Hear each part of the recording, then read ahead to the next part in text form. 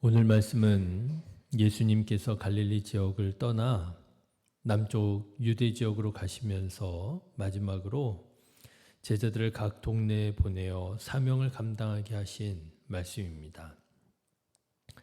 예수님은 이미 일전에 제자들을 보내어서 예수님처럼 복음을 전하게 하신 일이 있었지요. 누가복음 9장 말씀을 보면 그런 말씀들이 나옵니다. 그런데 이번에는요, 따로 70명을 2인 1조로 보내시면서 천국이 가까이 왔음을 가르치고 병자들을 고치고 귀신을 내쫓게 하신 것입니다. 자, 여러분 잠깐 생각해 보십시오. 70명을 2인 1조로 보내셨으니까 몇 개의 조가 사역을 하고 다닌 거예요? 35개의 조가 동시에 갈릴리 온 지역을 다니면서 사명을 감당했던 것입니다. 그러니 여러분 어떻겠습니까? 아마 12명의 제자들을 보내셨을 때보다 훨씬 더 크고 강력한 역사들이 일어났을 거예요. 숫자로만 말하자면 3배가 되는 거 아니겠습니까? 그렇죠? 제가 말씀을 준비하면서 성경에 나오는 지명들을 유심히 살펴보는 그런 습관이 있습니다. 그래서 늘 체크를 하거든요. 그래서 제가 성경을 읽으면서 이 갈릴리 지역에 나오는 도시들이 몇 개가 있는가 이렇게 체크를 좀 해봤는데요. 성경상에 나오는 갈릴리 지역에 도시가 한 50개 정도 도시가 있더라고요. 유명한 도시는 말할 것도 없고요. 그냥 이런 곳이 있었구나 싶은 그런 곳까지 다 합쳐도 한 50개 정도 지역이 있습니다. 그런데 여러분 생각해 보십시오. 35개 조가 동시에 사명을 감당한 거예요. 그러니까요, 이렇게 말할 수 있을 겁니다. 아마 성경에 등장하는 그런 도시들은 기본적으로 다 다녔을 것이고요. 성경에 등장하지 않는 말하자면 좀 작은 규모의 도시들까지도 구석구석 복음이 전파되지 않은 곳이 없었을 거예요. 어쩌면 어떤 도시는 한 번, 두 번, 세 번씩 겹쳐서 거듭 복음이 전파되었을는지도 모르겠습니다. 아마도 갈릴리 지역 전체 복음이 전해졌을 거예요. 12제자들이 복음을 전했을 때에도 예수님이 세례 요한이 아니냐고 엘리야가 아니냐고 하면서 헤롯 왕에게까지도 이 소식이 전해지고 헤롯 왕조차도 당황해 할 정도로 이스라엘의 센세이션이 일어났는데 그의 3배에 달하는 35개 조가 복음을 전했을 때 어떤 일이 일어났겠습니까?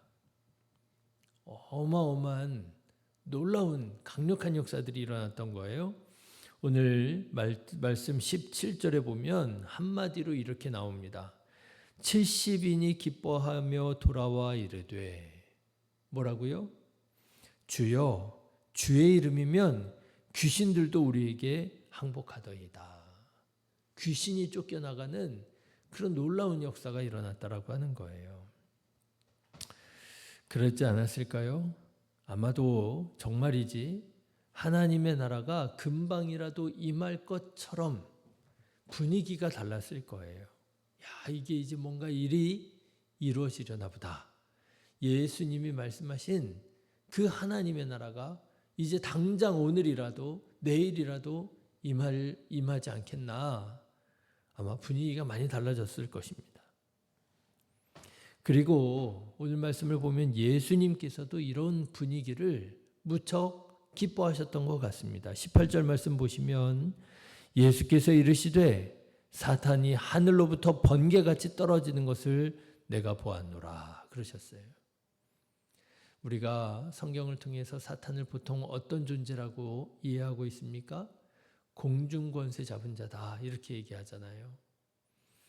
그런데 공중권세 잡았던 사탄이 하늘로부터 번개같이 떨어지는 것을 보셨다는 거예요. 이게 얼마나 귀한 일입니까? 그렇죠. 영적인 큰 승리를 말씀하시면서 예수님께서도 기뻐하시더라고 하는 것입니다. 자, 사랑하는 성도 여러분, 바라기는 우리도 이 제자들처럼 사단의 역사가 꺾이고 하나님의 나라가 이루어지는 일에 귀하게 쓰임받고 예수님을 기쁘시게 하는 자가 되시기를 주님의 이름으로 축원합니다. 예, 이런 일이 우리들 가운데 일어나면 얼마나 좋겠어요. 그렇죠. 가는 곳마다 귀신이 쫓겨나가고 가는 곳마다 병자가 고침을 받고 가는 곳마다 영혼이 구원받고 여러분 이런 일에 쓰임 받으시기를 다시 한번 축복합니다. 자, 그런데 여러분 오늘 말씀을 보면 예수님께서 이렇게 큰 능력을 행할 수 있는 권능 주셔서 사단이 하늘로부터 번개같이 떨어지는 정말 큰 능력을 행하고 돌아온 제자들에게 조용한 음성으로 이렇게 말씀하시더라고 하는 것입니다. 20절의 말씀을 한번 보실까요? 같이 읽어보겠습니다. 그러나 귀신들이 너희에게 항복하는 것으로 기뻐하지 말고 너희 이름이 하늘에 기록된 것으로 기뻐하라 하시니라. 자, 여러분 이게 도대체 무슨 말일까요? 너무나도 큰 영적인 승리가 일어나지 않았습니까? 예, 공중 권세 잡았던 저 악한 사단 마귀가 추락을 하고요. 그리고 놀라운 기적들이 일어나지 않았습니까? 이게 얼마나 귀하고 기쁜 일이에요. 그런데 예수님께서 야, 제자들아, 귀신이 쫓겨나가는 것으로 기뻐할 것이 아니라 너희의 이름이 하늘에 기록된 것을 기뻐해라 라고 말씀하신다는 거예요. 예, 저는 이 20절의 말씀을 묵상하는 중에 그렇구나, 우리가 정말 기뻐해야 할 이유는 바로 영혼 구원이로구나 하는데 깨닫게 되었습니다. 여러분 오해가 없으시기를 바랍니다. 예수님께서는 지금 사단의 권세가 꺾이고 추락하는 것이 전혀 기뻐할 일이 아니다, 그런 거 말씀하시는 거 아니잖아요. 예, 예수님께서는 지금 영혼 구원이 중요하니 뭐 사탄이 쫓겨나가고 추락하는 것 그런 거 신경 쓰지 마라 이런 말씀하시는 거 아닙니다. 예수님께서는 사탄이 떨어지는 것도 기뻐할 만한 일이지만 귀한 일이지만 우리 그리스도인들이 정말 기뻐해야 될 일이 무엇인지 우리 그리스도인들의 기쁨의 본질이 무엇인지에 대해서 말씀하시는 것이라는 거예요. 여러분 우리 그리스도인의 기쁨의 본질은 무엇이 되어야 된다고요? 악한 사단마귀가 떠나가고 추락하는 것 뭐 그것도 기쁨의 이유가 될 수 있지만 본질적인 기쁨은 뭐냐? 영혼의 구원이라고 하는 거예요. 이렇게 말씀드릴 수 있을까요? 악한 자가 심판을 받는 것이 기쁨의 본질이 아니라는 거예요. 악한 자가 구원을 받는 것이 기쁨의 본질이 되어야 된다라고 하는 거예요. 저는 오늘 말씀을 준비하면서 그런 묵상이 되었습니다. 저는 신앙생활을 하면서 참 강하게 유혹받는 것이 있어요. 그게 뭐냐 하면 다른 사람의 어떤 연약함, 다른 사람의 어떤 죄악을 비판하게 되잖아요. 저러면 안 되는데, 저거 하나님의 뜻이 아닌데, 저렇게 한다고 해서 교회가 부흥하고 저렇게 한다고 해서 사람들에게 교회의 덕이 되고 은혜가 되는 게 아닌데 왜 저렇게 하실까? 다른 사람의 연약함, 다른 사람의 실수, 심지어는 다른 사람의 죄악을 보면서 비판하고 정죄하게 될 때가 있습니다. 그런데 여러분 생각해 보십시오. 다른 사람의 연약함, 실수, 죄악을 비판할 때 우리 마음에 어떤 느낌이 들어요?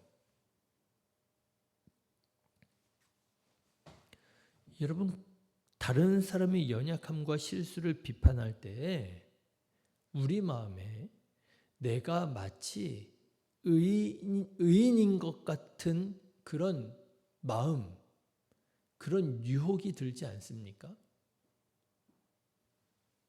내가 저 사람보다 이만큼 더 위에 있는 것 같은 거예요. 이게 유혹이더라고요. 다른 사람의 연약함을 심판하면서 내가 뭔가 의인이 되는 것 같은 느낌. 여러분 한번 생각해 보십시오. 차마 입에 담을 수도 없는 끔찍한 죄를 지은 사람이 있다고 생각해 보십시오. 얼마나 악하고 끔찍한 죄를 지었는지 그 사람으로 인해서 너무나도 많은 사람들이 고통을 받게 되었단 말이죠. 예를 들자면 그럴 때 우리는 어떻게 합니까? 그런 어떤 악한 사람들을 우리가 뉴스를 통해서 접하게 되면 혀를 끌끌 차면서 거침없이 비판하고 정죄하지 않습니까? 어떻게 그냥 사람이 저렇게 끔찍한 죄를 지을 수 있느냐고, 저 사람으로 인해서 얼마나 많은 사람들이 고통을 당했겠느냐고, 그러면서 우리는 그 악한 죄를 지은 사람을 마음껏 정죄합니다. 심판하지요. 비판합니다. 그러면서 여러분, 그때 우리 마음이 사단의 유혹을 당할 수 있다는 거예요. 어떤 유혹이요? 나는 그 사람보다 적어도 괜찮아. 나는 그래도 그렇게까지 악한 죄를 짓지는 않았지. 나는 저런 사람들에 비하면 의로운 사람이지. 그렇죠?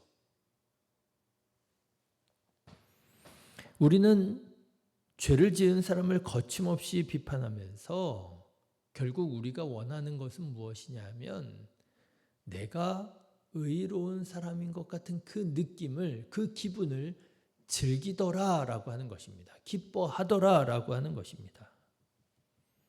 여러분도 그 느낌 아시죠? 그런데 우리가 정말 조심해야 할 유혹이 바로 그 느낌이라고 하는 거예요. 예수님 말씀하십니다. 사단이, 귀신이 쫓겨나가는 것으로 기뻐하지 말고 너희의 영혼이 구원받는 것을 가지고 기뻐할 줄 알아라. 여러분들도 너무 잘 아시겠지만 하루는 어떤 사람들이 예수님 앞에 한 여인을 끌고 옵니다. 알고 보니까 그 여인이 어떤 여인이에요?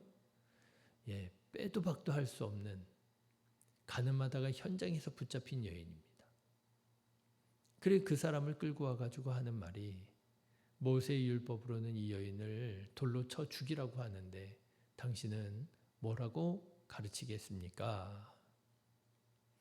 마음 놓고 비판하는 거죠. 마음 놓고 정죄하는 거죠. 현장에서 잡혔으니 뭐라고 할 수 있겠습니까? 이건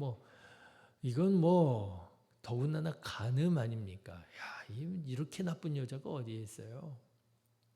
사람들이요, 아주 마음 놓고 비판하고 정죄합니다. 그런데 예수님께서는 그 악한 여인을 정죄하고 심판하고 돌을 던져 죽이라고 말씀하시는 것이 아닙니다. 그렇다고 그 죄를 용납하시는 것도 아니셨지만 예수님께서는 놀라운 말씀을 하시죠. 너희 가운데 죄가 없는 자가 있다면 그가 먼저 돌로 쳐라 말씀하십니다. 모세의 율법이 틀리지는 않았다는 거죠. 맞다는 것입니다. 그런데 너희는 죄가 없느냐? 너희는 죄가 없어서 그렇게 마음껏 비판하고 마음껏 정죄하느냐? 오늘 말씀을 묵상하는데 그렇구나, 예수님께서 다른 사람들을 마음껏 비판하고 정죄하는 이 악한 사람들을, 예수님께서 그 유혹을, 그 다른 사람을 비판하면서 자기가 의로운 자가 된 것 같은 그 느낌을 즐기지 말라고, 그 느낌을 기뻐하지 말라고 예수님께서 말씀하시고 계시는구나, 그렇게 깨달아지더라고요. 여러분 한번 생각해 보십시오. 혹시 여러분의 눈에도 다른 사람의 연약함이 보이지 않습니까? 저 사람은 또 왜 저랬을까? 여러분 혹시 여러분의 판단에도 다른 사람의 실수가 자꾸만 보이지 않습니까? 저러면 안 되는데. 여러분 혹시 우리도 그런 유혹을 지금도 받고 있지는 않습니까? 저러면 안 돼, 저거. 그러면서 내가 그보다 더 의로운 자인 것 같은 그 느낌을 즐기고 계시지는 않습니까? 여러분 기억하십시오. 악한 죄를 지은 사람을 내가 정죄한다고 해서 내가 의로워지는 거 아닙니다. 어떤 죄를 지은 사람을 내가 심판한다고 해서 내가 구원받는 거 아닙니다. 그렇죠? 우리는 우리 자신을 돌아볼 줄 알아야 돼요. 나는 과연 구원받을 만한 믿음의 삶을 살아가고 있는가? 그것을 보고 그것을 기뻐할 줄 알아야지요. 다른 사람들을 비판하면서 정죄하면서 그것을 즐기는 사람이 되어서는 안 될 것입니다. 사랑하는 성도 여러분, 이 교묘한 사탄의 유혹을 분별하여 물리치시는 자 되시기를 주님의 이름으로 축원합니다. 사단의 역사가 쫓겨나가고 병자가 치유받는 것을 우리는 마땅히 기뻐할 줄 알아야 되겠지만 우리 기쁨의 본질은 무엇보다도 영혼 구원에 있음을 여러분 기억하시고 여러분 더욱더 의로운 자로 더욱더 믿음으로 하나님께서 기뻐하시는 주님의 일을 이루어가는 저와 여러분 다 되시기를 주님의 이름으로 축원합니다. 기도하겠습니다.